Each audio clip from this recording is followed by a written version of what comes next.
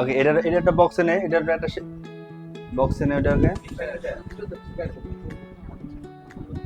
Okay relax. হ্যাঁ, সূত্র কোথাও কোনো অবস্থাতে ঠিক নেই, কারণ এখানে উম, উম,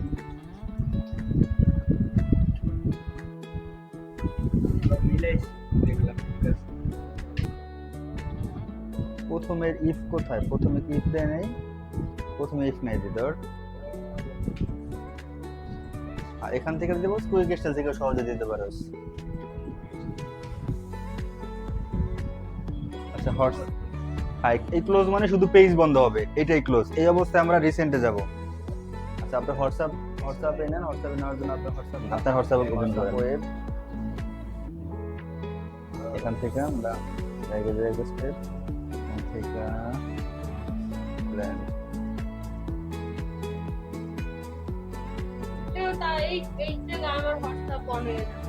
আপনার নিতে হলে তো আপনারটা যে আপনার ভিতরে নিতে হবে আপাতত।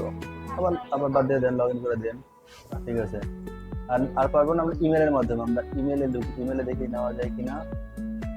আমরা ইমেল অ্যাকাউন্টে গেলাম। আচ্ছা, সাম্প্রতিক সেভ করা ফাইলগুলো হচ্ছে হ্যাঁ, এটা আপনার মেলে নিতে পারবেন। আপনার মেল ঠিকানা আছে, মেলে নিতে পারবেন। মাধ্যম হিসেবে তো হোয়াটসঅ্যাপ, ইমেল, এছাড়া কিভাবে ব্যবহার করবেন? কোনটার মাধ্যমে? হ্যাঁ, ইমেল ওপেন করতে হবে, ইমেল অ্যাকাউন্ট।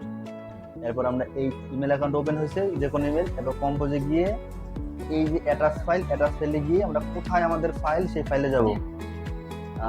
ভিডিওতে, এখানে কোনটা? এটা ফাইলের সাইজ কতটুকু হয়েছে? ওপেন। এখন আপনার ঠিকানা লেখেন এখানে। আপনার ইমেল ঠিকানা কি? মোবাইলে রাখা ইমেল কি? হ্যাঁ, সাম্প্রতিক সেভ করা ফাইলগুলো আমরা সহজে রিসেন্ট থেকে বের করতে পারবো। হ্যাঁ, আচ্ছা, এইগুলার ডিজাইনগুলো আমরা এটা থেকে না নিয়ে